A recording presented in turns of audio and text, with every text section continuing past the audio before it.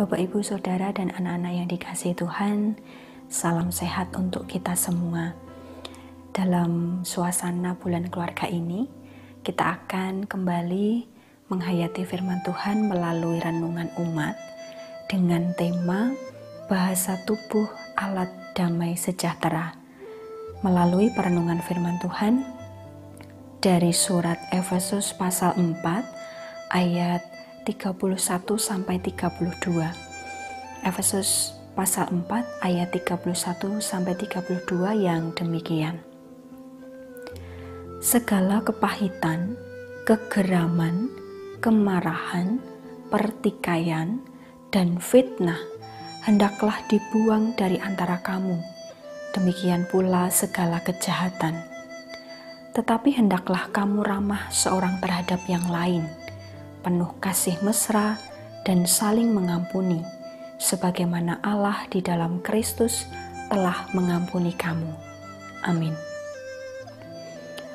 Bapak, Ibu, Saudara, dan anak-anak yang dikasihi Tuhan, perjalanan kehidupan keluarga diwarnai dengan berbagai kisah dan tindakan yang membawa suka dan luka.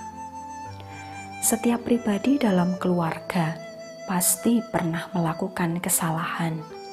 Misalnya, seorang kakak yang membentak adiknya sehingga menangis, atau suami dengan istri yang berbeda pendapat, kemudian membuat relasi menjadi dingin dan memunculkan pertikaian. Orang tua yang menjadi geram karena anak tidak mau mendengarkan nasihatnya, dan lain sebagainya. Kesalahan membawa setiap orang untuk mengalami pengubahan dan pembaharuan. Untuk mengungkapkan rasa bersalahnya, kemudian mengulurkan tangan, lalu memeluk sebagai isyarat untuk meminta maaf. Pelukan dan uluran tangan itu menjadi salah satu bahasa tubuh untuk membangun relasi yang baik dan rukun kembali. Relasi yang rukun dan damai sejahtera tentu menjadi dambaan setiap keluarga Kristen. Untuk membangun relasi yang demikian, perlu diupayakan dengan menanggalkan perbuatan yang buruk dan melakukan perbuatan yang baik. Seperti apa perbuatan buruk itu? Rasul Paulus memberikan contoh perilaku buruk yang digambarkan sebagai perbuatan lama. Kemarahan merupakan sikap yang berpotensi memecah belah. Oleh karenanya, Rasul Paulus mengingatkan, jika seseorang marah, janganlah berbuat dosa. Janganlah sampai matahari terbenam sebelum padam amarahmu, dan jangan beri kesempatan kepada iblis.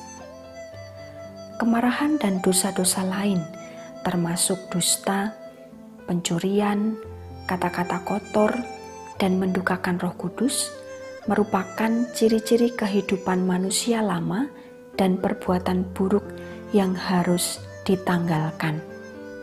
Itu bisa dilihat di ayat 25-30. Dalam ayat 31, Rasul Paulus menekankan pentingnya jemaat untuk membuang segala kepahitan, kegeraman, kemarahan, pertikaian, fitnah, dan segala kejahatan yang lainnya.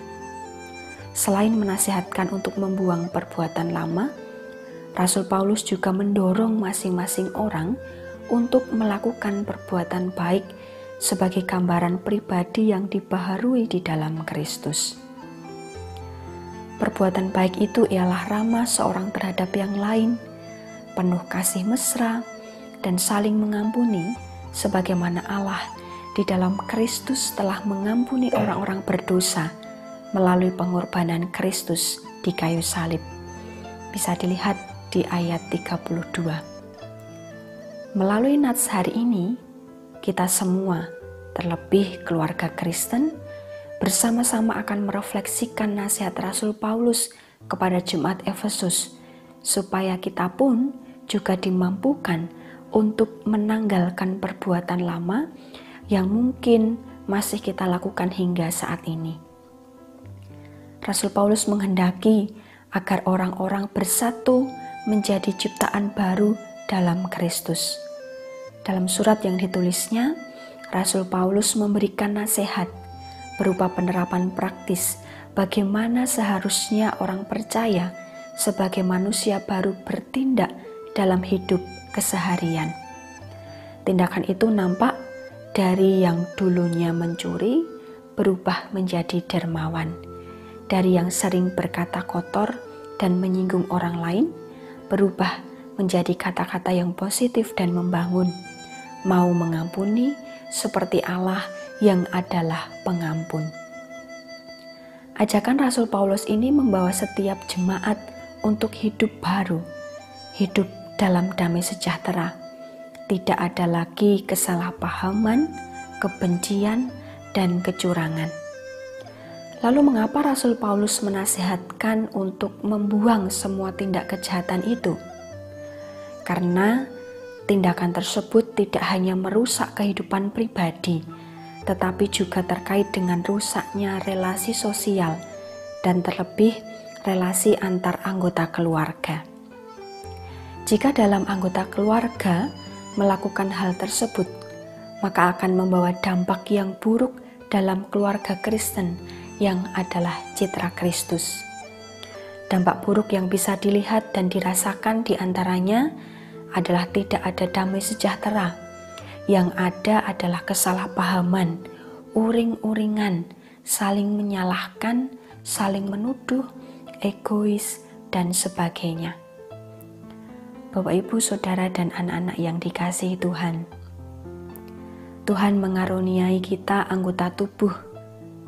Oleh karenanya, masing-masing pribadi dalam anggota keluarga diajak untuk menggunakan anggota tubuhnya untuk mengungkapkan bahasa tubuh yang membawa pada damai sejahtera. Anggota tubuh tidak digunakan untuk saling mencela, saling melukai, berdusta, berkata kotor, tetapi anggota tubuh digunakan untuk mengungkapkan bahasa kasih dengan saling mendukung, memberikan senyuman, kata-kata positif, menjadi pendengar yang baik, memuji kecakapan suami dan istri, menyemangati anak dan cucu sehingga semangat dan rajin belajar, mengampuni, memeluk setiap anggota keluarga dengan penuh kasih, dan sebagainya.